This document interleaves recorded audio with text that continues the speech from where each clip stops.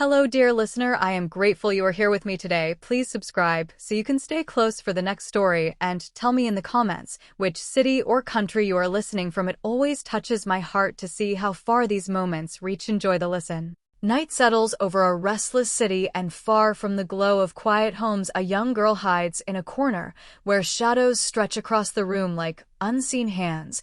She pulls her knees to her chest, listening to the echo of her mother's voice rising against the hum of the streets. Outside, and in her heart, something hard and trembling begins to form. Her name is Griselda, a child who has already tasted fear more times than warmth. Her small hands clutch the torn fabric of her dress as she watches strangers drift in and out of the house, their eyes cold, their laughter sharp, their presence heavy, and she learns in silence that this world is not built for softness, not for innocence, not for little girls who dream of kindness. She slips out of the door into the night, letting the darkness wrap around her like a second skin, and she walks toward the edge of the slum, where the air smells of sweat, hunger, danger, and whispered secrets, each step carrying her farther from childhood and deeper into a world carved by survival. At the corner, she meets a boy older than her, thin, sharp, quiet, like a blade hidden in cloth. He hands her a small object wrapped in torn paper and tells her to run fast to the house 2 streets away and not to look back. She does not ask questions, she does not hesitate, she just runs, her feet pounding against the dirt, her breath burning in her lungs, her heart racing like a trapped animal. When she reaches the house, a woman with tired eyes opens the door, takes the package without a word, and shuts it again, leaving Griselda alone in the cold night air, her hands trembling not with fear, but with an emotion she cannot yet name, something like power, something like purpose. She returns to the boy, who watches her with surprise and thinly veiled respect, and in that moment she senses a shift inside her, a spark rising from the ashes of all she has endured, a whisper telling her that she will never again bow to the cruelty of the world. The boy tells her she is fast and trustworthy, and she hears the first praise she has ever been given, and though the words are small, they carve a crack in the wall around her heart, letting a thin beam of ambition shine through. The nights become darker, the streets more dangerous, yet Griselda keeps running, carrying messages, carrying small packages, carrying the weight of choices that no child should ever face, and each time she moves through the shadows, she feels the world bending around her, shaping her, molding her into someone who will not break. But as the months turn, the boy vanishes, leaving her alone among men whose eyes linger too long, whose whispers trail behind her like poison, and she learns quickly that the world of men is a world of taking, and that the only way to survive is to become someone they cannot touch, someone they cannot break, someone they cannot imagine rising against them. And in this fire she begins to forge herself.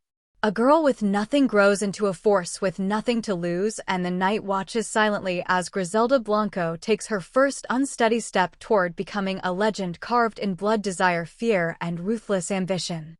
This is where her story begins.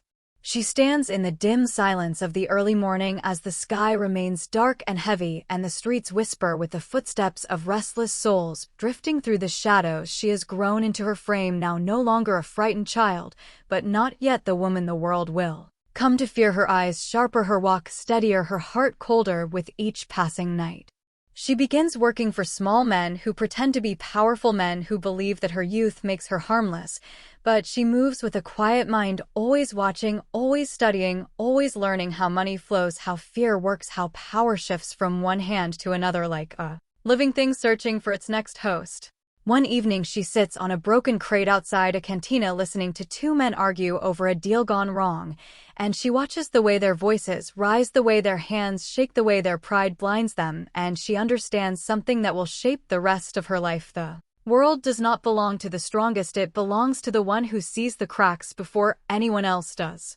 She begins to slip through those cracks, moving with a purpose that no one notices, not yet. She carries messages for bigger players now, slipping between gang territories like smoke, weaving her small frame past danger with a calm face and unblinking eyes. She learns names, learns sins, learns secrets, and each secret becomes a tool she stores deep inside her mind. There is a man called Raphael who runs a small ring in the neighborhood, a man cruel enough to frighten grown men, yet foolish enough to underestimate a girl. He sends her on errands. He believes she is loyal. He believes she is too young, too weak, too naive to understand the business he conducts in the dark corners of the city. But Griselda understands everything. She watches the way he counts money, the way he hides weaknesses behind loud threats, the way he fears men stronger than him, and she wonders how someone so afraid could hold so much influence. She wonders how long before someone replaces him, someone who sees more, who plans deeper, someone who knows how to make fear bend, not break. One night, Raphael sends her to deliver a package to a man known for turning on anyone for the right price. The streets are quiet as she walks, the air thick with tension, as if the night itself is holding its breath. She arrives at a small door and knocks once, waiting for the familiar shuffle inside, but instead she hears two sets of footsteps approaching, heavy, slow, deliberate. The door opens and the man stares at her with cold suspicion, asking who sent her, asking why she came alone, asking questions that coil around her nerves like tightening vines. She knows instantly that Raphael has set her up, that he has decided she is a loose end, too small to matter, too replaceable to keep in his orbit. But what Raphael does not know is that Griselda never walks into a place without knowing how to walk out of it. She steps back slowly, her eyes steady, her voice quiet, as she tells the man that she knows about his deal with Raphael, that she knows Raphael plans to betray him. After this drop, and for a moment the man freezes, caught off guard by the calm certainty in her tone. He narrows his eyes, trying to read her, trying to decide whether she speaks truth or desperation, and she holds his gaze, not blinking, not shaking, until his suspicion slowly shifts into contemplation, and then into something unexpected: respect. He lets her go, telling her she is smarter than most men he deals with, telling her she should choose her alliances carefully, telling her she has a mind for survival in a world that devours the careless. She walks away, leaving behind the package, leaving behind the trap, leaving behind the part of her that once believed she needed protection. When she returns, Raphael looks at her with confusion and thinly veiled irritation, and she meets his gaze without fear. For the first time, she sees him clearly, not as a man with power, but as a man who fears losing it, and something inside her clicks into place: a quiet decision, a growing fire, a promise to herself that she will never again be controlled by men who think she is disposable. The next morning, Raphael disappears. No one asks why, no one searches, no one mourns him. The streets simply absorb the silence he leaves behind, and people begin to whisper the name of the girl who survived a betrayal meant to erase her. And for the first time, Griselda feels what power tastes like: raw, sharp, intoxicating. It is the beginning of the empire she will build, one decision at a time, one night at a time, one ruthless breath after another. She walks through the barrio with a new kind of silence around her, a silence that follows power, not innocence. Her footsteps slow, her expression unreadable, her eyes carrying a shadow that no girl her age should know. The men who once looked past her now glance twice, their conversations stopping mid-sentence whenever she passes. She does not seek attention, she does not need to. The streets speak for her. They whisper about the girl who walked away from a death trap, the girl who outsmarted a man twice her age, the girl who survived something no one was supposed to survive. She begins working independently now, choosing her own paths, choosing her own alliances, choosing her own terms. Her operations are small, but clean, strategic, methodical, never messy, never loud. She handles transfers for mid-tier suppliers, men who value discretion more than muscle. Her reliability becomes her currency, her silence becomes her shield. But ambition grows inside her like a flame that cannot be contained. She studies every weakness in the chain, every gap, every inconsistency. She watches the way men lose everything because they trust the wrong person, love the wrong person, fear the wrong person. She tells herself she will never make those mistakes. She will trust no one, she will love no one, she will fear no one. One evening, she enters a dim back room where 4 men sit around a wooden table, their eyes narrowing when they see her, but none of them speak. They know who sent her, they know she delivers results, not excuses. She places a sealed envelope on the table and waits as the tallest man slices it open, counting the bills inside, his large fingers trembling ever so slightly as he verifies the totals. He looks at her then, expecting her to leave, but she doesn't move. She stands firm and calm, and the room tightens with quiet confusion. She tells them she wants a seat at the table, not as a messenger, not as a runner, as a partner, a contributor, someone who earns and decides and shapes the flow of business. The men laugh, at first their voices sharp and dismissive, but she remains still, her presence turning their laughter hollow.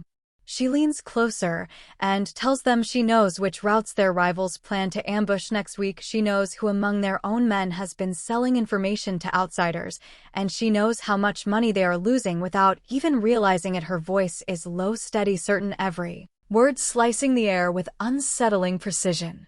The room falls silent. The men look at one another, then back at her, startled, shaken, disarmed by her accuracy, and then slowly, inevitably convinced. They ask how she knows all this, and she simply tells them she listens.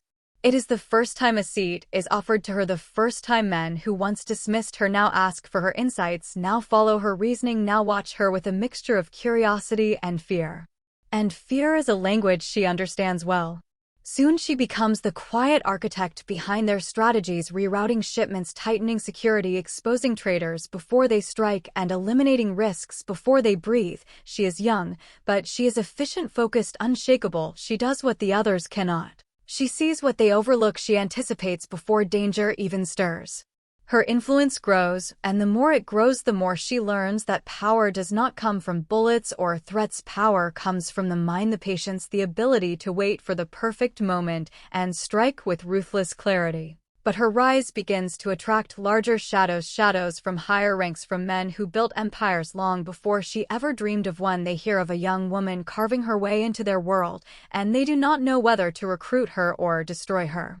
One night a message reaches her, a request to meet someone important, someone dangerous, someone whose name alone makes men straighten their backs and lower their voices.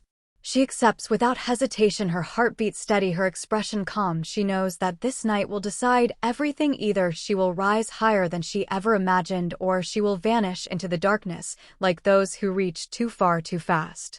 She walks into the meeting place, a warehouse lit only by a single hanging bulb, the air thick with the smell of gasoline and secrecy. 4 armed men stand waiting, but her gaze focuses on the figure seated in the shadows, a man with power carved into every breath he takes. He studies her, then speaks, telling her he has followed her moves, telling her she is bold, telling her she is either exceptionally brave or exceptionally foolish. She does not flinch. She tells him she is neither. She is simply inevitable. A small smile touches his lips, and in that moment she knows she has won something more valuable than approval. She has earned fear disguised as respect, and respect disguised as opportunity. This is the beginning of the ascent that will turn Griselda Blanco into a name that echoes through continents, a name spoken in fear and awe and warning. The girl who once ran messages in narrow alleys now steps into the realm of giants, ready to become one herself.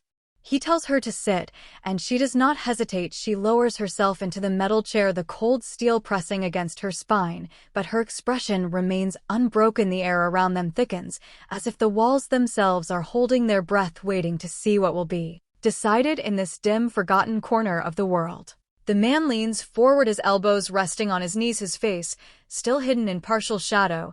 He speaks slowly, each word deliberate, measured, weighted. He says he has seen men twice her age crumble under pressure. He has watched alliances fall. He has watched empires collapse. He has watched loyalty evaporate the moment fear enters a room, and yet here she sits, unshaken, unwavering, untouched by the intimidation that defines this business. He asks her what she wants, not in small terms, not in quiet ambitions, but in the language of people who intend to reshape entire markets. She does not pause, she does not soften. She tells him she wants her own network, she wants her own corridors, she wants her own control. She wants to move product like a ghost, untraceable, uncontested, unstoppable. The man studies her for a long moment, and for the first time a flicker of something close to concern passes through his eyes, not because she is reckless, but because she is precise, too prepared, too aware of her own potential. She is not gambling, she is calculating, and that makes her dangerous in ways he has rarely encountered. He asks her how she plans to survive rivals, older, stronger, more established. She answers with a quiet certainty. She plans to be faster, she plans to be smarter, she plans to strike where no one is looking. She plans to build something no one can predict and no one can intercept.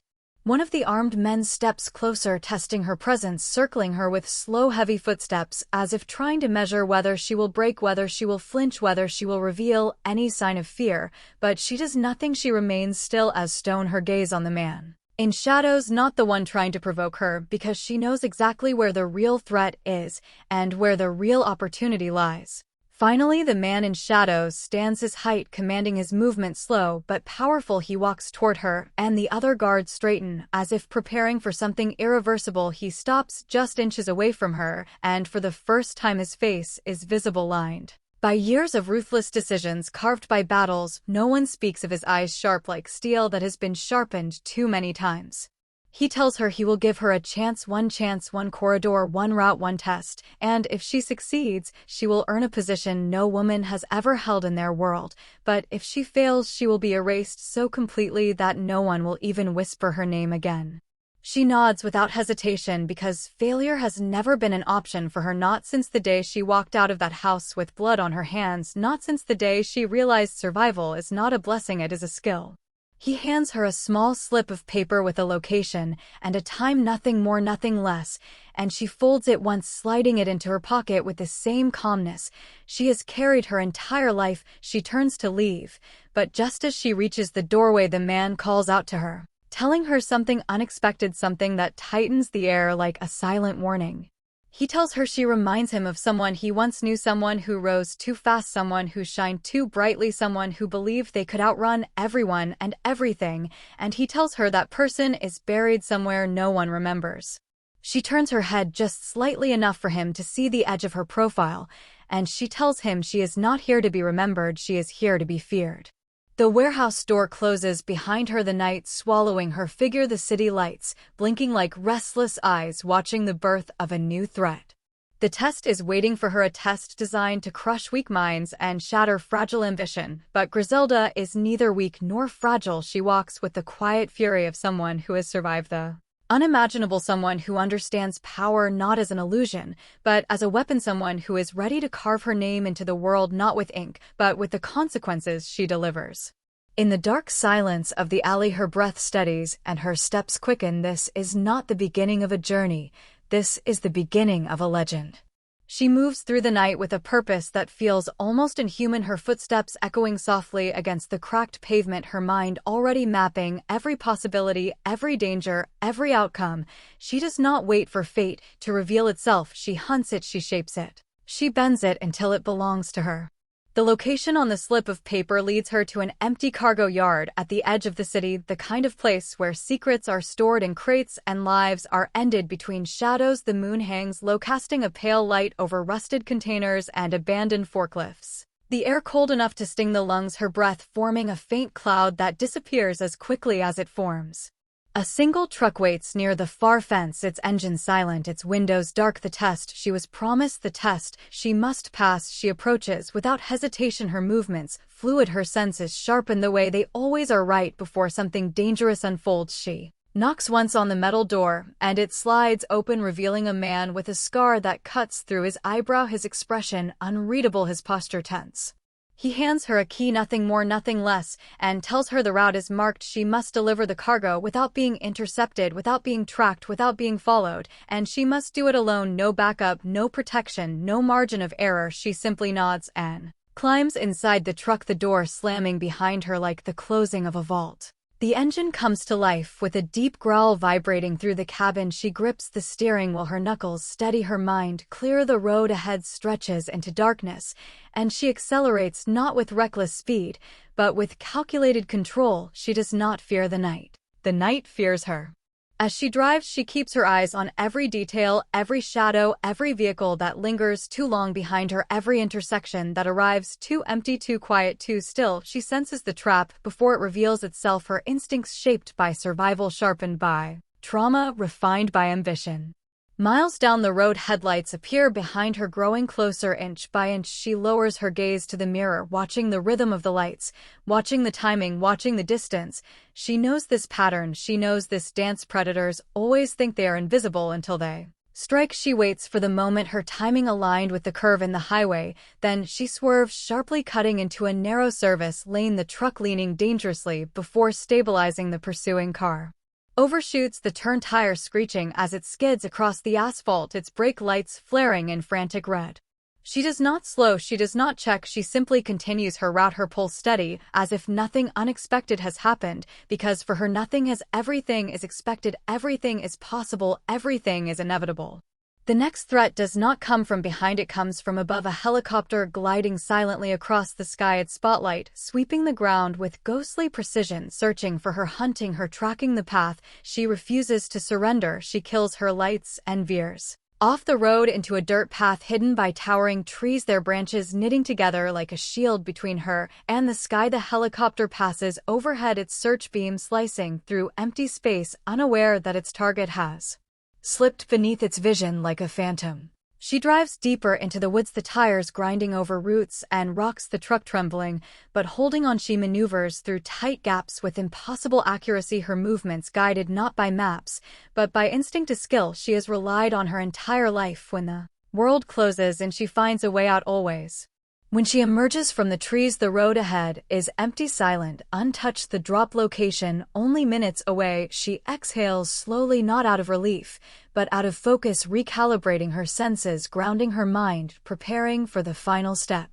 She arrives at the abandoned barn just as dawn begins to bleed into the sky, soft light brushing over the cracked wooden beams. She parks the truck inside and shuts off the engine. The silence that follows is heavy, like the world pausing to witness what she has achieved.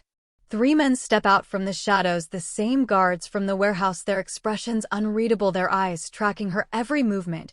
She opens the back of the truck, revealing the untouched cargo stacked neatly, untouched, unbothered, unmoved. The men exchange glances, stiff with disbelief, because they know the route, they know the enemies, they know no one succeeds on a first run. But she has.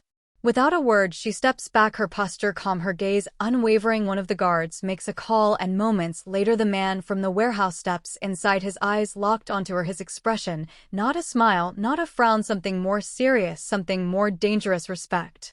He tells her she has passed, he tells her she has earned what she demanded, he tells her she is no longer testing the world is now testing her. And she accepts her victory the way she accepts her destiny, quietly, fiercely, without apology, without hesitation. This night becomes the turning point, the moment she transitions from a survivor to a strategist, from an outsider to a contender, from a whisper to a threat. Her empire is not built yet, but the foundations have been poured into the ground with the weight of her determination and the certainty of her ambition. Griselda Blanco has begun her rise. Her rise begins quietly, almost imperceptibly, like a shadow stretching across a room 1 inch at a time, until suddenly it owns the entire floor. Her operations expand not through chaos, not through brute force, but through flawless precision. She chooses routes others ignore. She builds alliances others underestimate. She studies her enemies the way a surgeon studies anatomy, learning where to cut, where to pressure, where to break. She does not celebrate victories, she does not rest, she does not slow down, because she knows that power is not a moment, power is maintenance, power is protection, power is paranoia that never sleeps. Her first crew is small, just 5 people, each chosen with a cold, meticulous eye, each one loyal not because they trust her, but because they fear disappointing her. She does not demand loyalty, she earns control, and control lasts longer than loyalty ever does. She operates differently from the men around her, men who drink too much, talk too much, brag too much. She watches them fall one by one to their own impulses, while she remains silent, unseen, unpredictable. She moves like fog, dispersing when threatened, reforming when safe. She becomes a ghost in the trade, a rumor, a warning, a name whispered through back alleys and border towns. But with visibility comes danger, and with danger comes the kind of attention she does not want yet cannot avoid. The rivals come quietly at first, small tests, small challenges, an intercepted shipment, here a bribed border guard, there she answers each one with a response so exact that it feels less like retaliation and more like choreography. She never overreacts, she never underestimates, she delivers consequences that are swift, silent, and unforgettable. One night, as she sits in a rented apartment overlooking the restless city below, a quiet knock breaks through the hum of distant traffic. She rises, her hand sliding toward the drawer where she keeps her weapon. She opens the door just enough to see a young courier breathing heavily, his hands shaking as he hands her a small envelope, then disappears down the corridor without a word. She closes the door before opening the letter, its message short, but sharp enough to draw blood. Someone has put a bounty on her, someone powerful, someone threatened, someone who understands that to stop a storm you must strike before the first thunder grows too loud. She stands still for a long moment, letting the meaning settle into her bones. She is not surprised. She has been expecting this. Every rise invites resistance. Every threat summons its hunter. She folds the note and drops it into the ashtray, her gaze cold and steady. She knows what must come next. She increases security, but not visibly, not in ways that reveal fear. She assigns watchers to watchers, turning every corridor of her world into a maze of silent eyes. She changes meeting points, changes routes, changes schedules. She becomes unpredictable in a business that survives by routine and guesswork. Her unpredictability becomes her armor. But the men who want her gone are not amateurs. They are old players, weathered by decades of blood and betrayal. They send someone skilled, someone known for leaving no trace, someone who has never failed. He arrives in the city before dawn, blending into the world like a shadow that never asked permission. He studies her movements, watches her patterns, listens to whispers paid for with quiet cash. He waits not out of caution, but out of respect. Even hunters respect storms. She senses him before she ever sees him. Attention in the air, a shift in the rhythm of the streets, a feeling she has learned to trust more than any map, more than any ally. She changes her path 3 times in one day, never stopping long enough to become predictable, never slowing long enough to become vulnerable. That night, she returns to her apartment, but something feels off. The hallway too still, the lights too dim, the air too heavy. She reaches for her weapon and steps inside, each foot placed softly, deliberately, the silence pressing around her like a second skin. Then she sees it, a shadow near the window, a breath out of place, a presence that does not belong. The assassin steps forward, his expression calm, his movements fluid, his confidence unsettling. He tells her she has risen too fast, she has disrupted too much, she has become too dangerous. She does not speak, she does not negotiate, she does not plead. She simply watches his stance, the angle of his shoulders, the position of his hands, calculating in the space of a heartbeat what must be done. He lunges first, expecting hesitation, expecting surprise, expecting the fear that has saved him countless times. But she is not afraid. She steps left faster than instinct should allow, her arm rising, her weapon firing before his blade can reach her. The echo deafening in the small room, his body slamming into the wall, sliding to the floor, his surprise frozen in his fading eyes. She stands over him, her breathing steady, her pulse unbroken. She tells him quietly that speed is not a weakness, speed is survival, and she has survived things far darker than him. Word travels fast, faster than bullets, faster than rumors, faster than truth. Her attackers learn that she is not a rising threat, she is an established one. She is not an easy target, she is an impossible one. Attacking her now means choosing death with open eyes. This moment becomes another turning point. The night she proves she can defend her throne before it is even fully built. And somewhere far away, the men who ordered her elimination sit in a smoky room, their faces grim, their plans unraveling, their fear awakening, because they realize something they should have known from the beginning.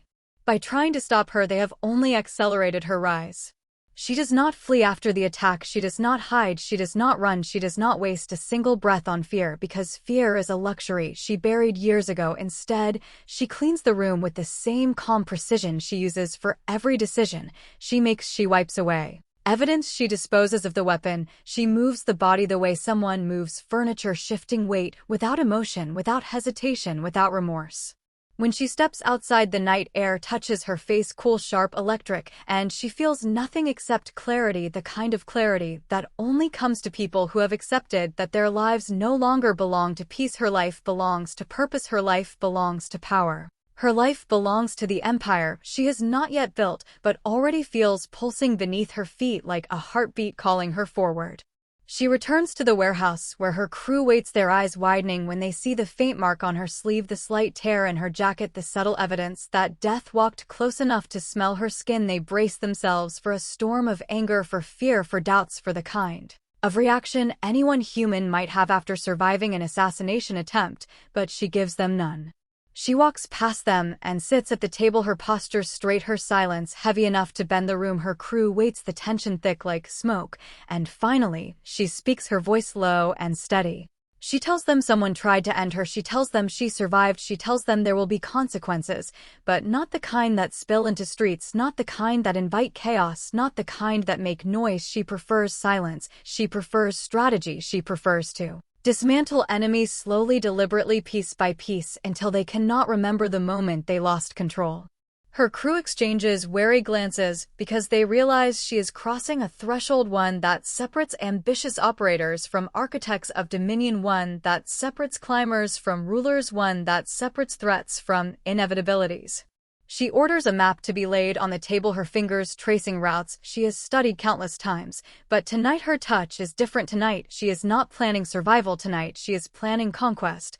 She marks the rivals' corridors, their weak links, their hidden assets, their blind spots. She identifies every crack in their armor and begins crafting a plan not to strike them, but to consume them. She knows better than to attack directly. Direct attacks breed retaliation, indirect attacks breed collapse, and she prefers collapse because collapse leaves no survivors to avenge anything. Collapse ends bloodlines, collapse erases history. Within a week, her strategy begins quietly, almost invisibly. Trusted informants vanish, shipments reroute, alliances fracture from within, border officials mysteriously lose paperwork, key guards disappear into the night. No one knows who is pulling the strings. But the pattern is too elegant, too seamless, too intelligent to be coincidence. The older men in the trade feel the shift in the air and whisper among themselves that someone new is rising, someone with a mind sharper than knives and a heart colder than the ocean at dawn. Meanwhile, her primary rival, the one who ordered her death, sits at a long wooden table surrounded by trembling advisors, frustration twisting through him like a slow poison. He pounds his fist on the surface, demanding answers, demanding names, demanding explanations, but no one has any because no one sees her. She moves outside old systems, outside old rules, outside old expectations. She is not predictable, she is not traditional, she is not manageable. She is rewriting the script.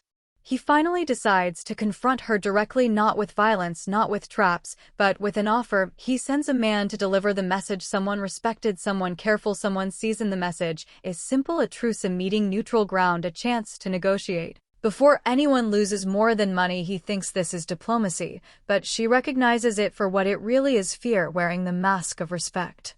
She arrives at the meeting place, an abandoned dance hall from the 40s, its ceiling still decorated with faded gold patterns, its floor cracked from decades of silence. She steps inside, her footsteps echoing across forgotten dreams. She does not bring guards, she does not bring weapons, she brings certainty, and certainty is deadlier than any blade. Her rival arrives minutes later, flanked by 4 men, all nervous, all pretending not to be. She studies him, he studies her, 2 storms measuring each other across a battlefield disguised as a room, and he begins to speak, offering terms, offering mutual prosperity, offering peace. He mentions shared profits, he mentions expanded territories, he mentions safety and stability. She lets him finish every word, every lie, every fear wrapped in generosity, and when he steps back waiting for her answer, she lifts her gaze, slowly letting silence speak before she does. And when she talks, her voice is soft, steady, controlled, but sharp enough to cut through bone. She tells him there cannot be peace because peace requires equality, and equality requires balance, and balance requires respect, and he never respected her, not when she was a messenger, not when she was a strategist, not when she became a threat, not even now. He respects only what he fears, and she has no intention of shrinking herself just to shelter his comfort. He stiffens, his jaw tightens, his eyes harden, but she continues. She tells him he made a choice the moment he sent a man into her apartment with a blade. He chose war, he chose consequences, he chose the trajectory they stand on now, and she will not rewrite history just to ease his guilt. He tries to recover, tries to speak, but she lifts a hand and he stops because something in her presence, something in her stillness, something in her unwavering eyes tells him he is standing before someone who will be known long after he is forgotten, someone who will build a legacy carved not from fear but from inevitability. She steps closer, her voice barely above a whisper, but heavy enough to shift the air. She tells him his time is over and his empire will fall quietly, subtly, inevitably, the same way a dying star collapses under the weight of its own gravity. Then she leaves, her footsteps steady, her silhouette fading into the doorway, like a prophecy disappearing into darkness. And he realizes too late that he did not meet with a rival, he met with a destiny. She walks back into the streets, the city waking slowly around her, unaware that the ground beneath their feet is shifting, the air thick with potential danger, but she does not flinch. She has learned to move through it like water flowing around stones, her mind calculating 3 steps ahead, always anticipating, always preparing, always controlling. Her empire grows silently, her influence threading through neighborhoods, through borders, through corridors. No one dares speak her name aloud in casual conversation, because it carries weight that can crumble empires, weight that can shift alliances, weight that can erase fortunes. She sits in her office late at night, the faint hum of the city below filtering through the cracked windows, the glow of a single lamp illuminating the papers in front of her, the maps. She has drawn the routes, she has memorized the contacts, she has cultivated, she traces her fingers over the lines, over the points, over the paths, every mark a strategy, every mark a story, every mark a future she is shaping. Her crew moves like shadows around her, each one trained meticulously, each one chosen not for loyalty, but for ability, each one watching her silently as they have always watched her, because she does not demand admiration, she does not require obedience, she simply expects precision and survival, and they deliver because they fear the consequences of failing and because they respect the mind that commands them. The business world beneath her feet begins to bend around her, unseen influence reaching deeper than she could have imagined, shipments rerouted silently, alliances formed in whispers, competitors collapsing without knowing why. She watches it unfold with a detached fascination, the same detached fascination that has kept her alive through years of chaos, of betrayal, of death itself. She remembers the girl she once was, hiding in corners, clutching torn fabric, listening to laughter that cut through her like knives, the girl who ran messages, who feared every step, who survived by hiding, and she allows herself a fleeting thought of that girl, then lets it go. Because she is no longer her, she has become something stronger, something sharper, something unbreakable. Enemies continue to arise inevitably. Someone always tries to challenge her, someone always underestimates her, someone always thinks she can be cornered, but she has learned the lesson of shadows. She moves through them, she anticipates them, she outpaces them, she strikes when it is most invisible, most precise, most final. One morning she receives news that a former rival has been eliminated quietly, no fanfare, no violence in the streets, just disappearance and whispers. She knows the pattern, she knows the hands that orchestrated it. She allows a small smile to touch her lips, a brief acknowledgement that her strategy is working, her dominance unfolding exactly as she intended. The empire she is building is not made of bricks or buildings or guns, it is made of knowledge, made of fear, made of precision, made of inevitability, and she guards it with the same care with which she guards her own life, because power is fragile only to those who do not understand it. She understands. She moves through her empire with grace, silent like a predator and invisible like wind, shaping dunes, her presence felt, but not always seen, her influence undeniable, but often unrecognized by those who are already too late.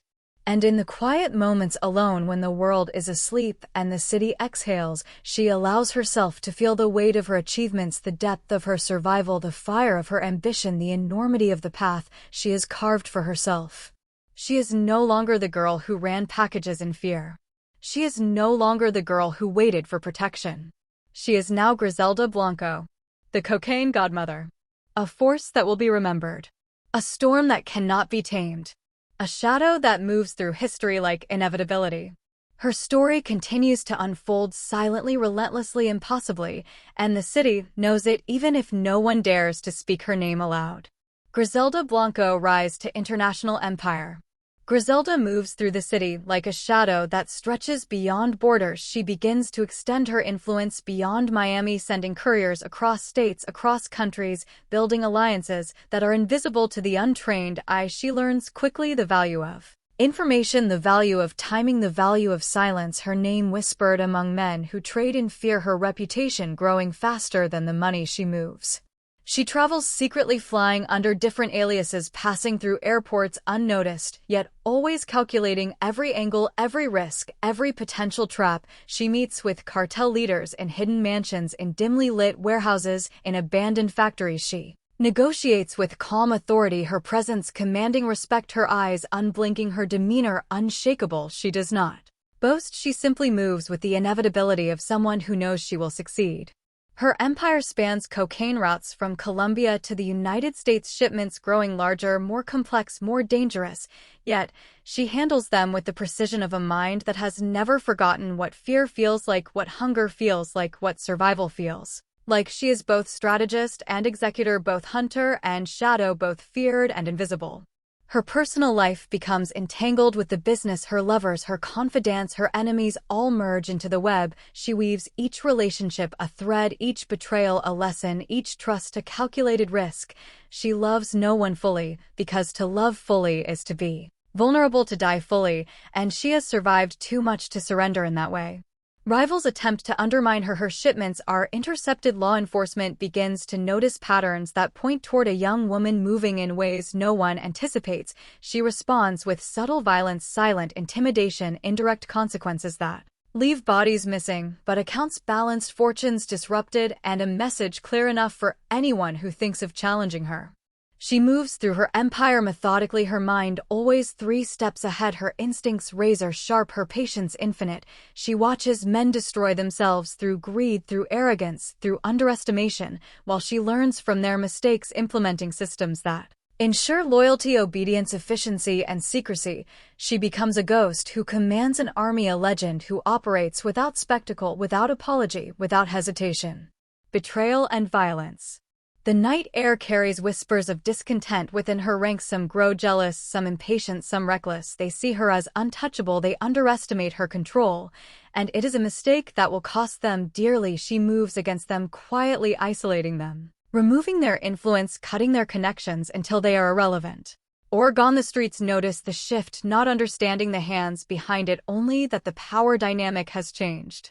Her enemies outside her empire sense weakness. They attempt hits, they plant traps, they bribe informants, they strike without warning, yet she anticipates every move. She studies every approach, every angle, predicting outcomes with near prescience, and every failed attempt reinforces her reputation for being untouchable, for being inevitable, for being the storm that arrives silently and strikes precisely.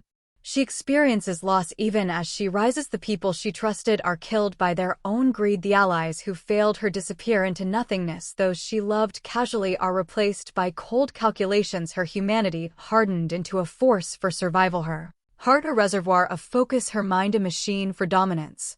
She learns the brutal lesson that power is never static, that empires are fragile enough that a careless glance, a whisper, a missed sign can undo everything she has built, and she structures her empire like a fortress, unseen and impenetrable. Every courier, every shipment, every contact, every asset monitored, tracked, controlled.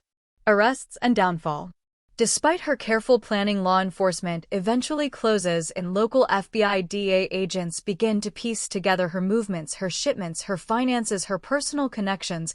She is aware of the pressure building, the tightening net, yet she does not panic. She studies the agents as she studies her enemies, observing weaknesses, using intimidation and manipulation to delay the inevitable. Her arrest is dramatic yet quiet. She does not resist violently. She knows the system now knows she must play the hand she is dealt. She moves through custody with her mind sharp, calculating every advantage, every loophole, every chance to survive. She faces charges that would crumble lesser women with calm dignity, with measured words, and the same unblinking gaze that has carried her from alleys to empires.